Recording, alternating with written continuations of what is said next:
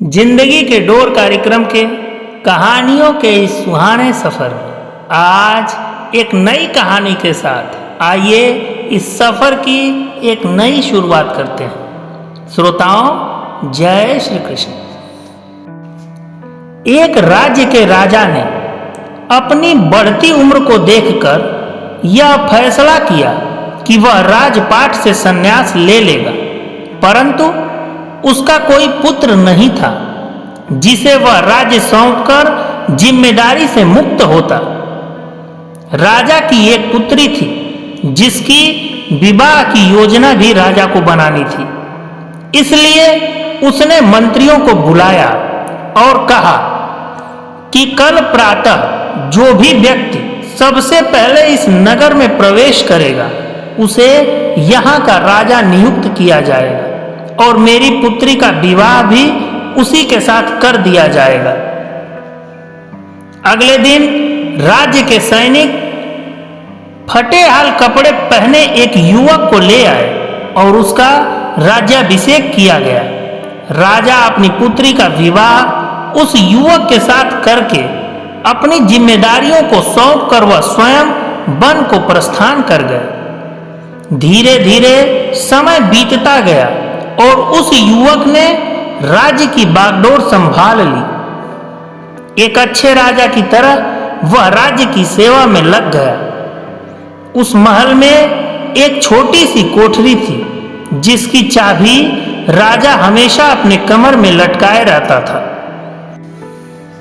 सप्ताह में एक बार वह उस कोठरी में जाता, आधा एक घंटा अंदर रहता और बाहर निकलकर एक बड़ा सा ताला कोठरी में लगा देता था और अपने अन्य कार्यों में लग जाता।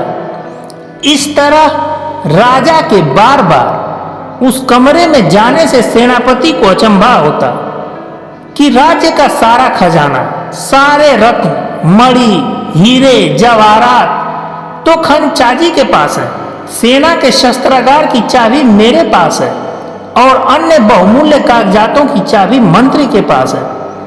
फिर इस छोटी सी कोठरी में ऐसा क्या है जो राजा यहाँ हर सप्ताह अंदर जाता है और थोड़ी देर बाद बाहर निकल आता है। सेनापति से रहा नहीं गया।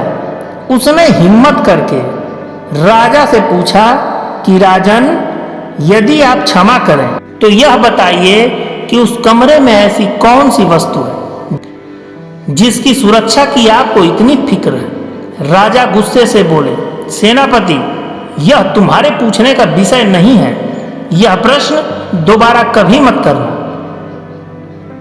अब तो सेनापति का शक और भी बढ़ गया। धीरे धीरे मंत्री और सभासदों ने भी राजा से प्रश्न पूछने का प्रयास किया, परंतु राजा ने किसी को भी उस कमरे का रहस्य नहीं बताया। बात महारानी तक पहुंच गई। स्त्री हट के आगे किसी की भी नहीं चलती। रानी ने खाना पीना त्याग दिया और उस कोठरी की सच्चाई जानने की जिद करने लगी।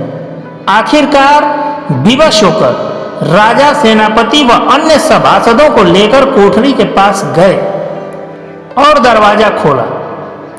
जब कमरे का दरवाजा खुला तो अंदर कुछ भी नहीं था सिवाय एक फटे हुए कपड़े के जो दीवार की खूंटी पर लटका था।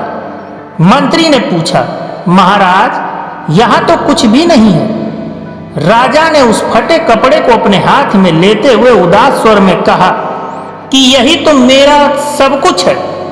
जब भी मुझे थोड़ा सा भी अहंकार आता है तो मैं यहाँ आकर इन कपड़ों को देख लिया करता हूँ। मुझे याद आ जाता है कि जब मैं इस राज्य में आया था तो इस फटे कपड़े के अलावा मेरे पास कुछ भी नहीं था।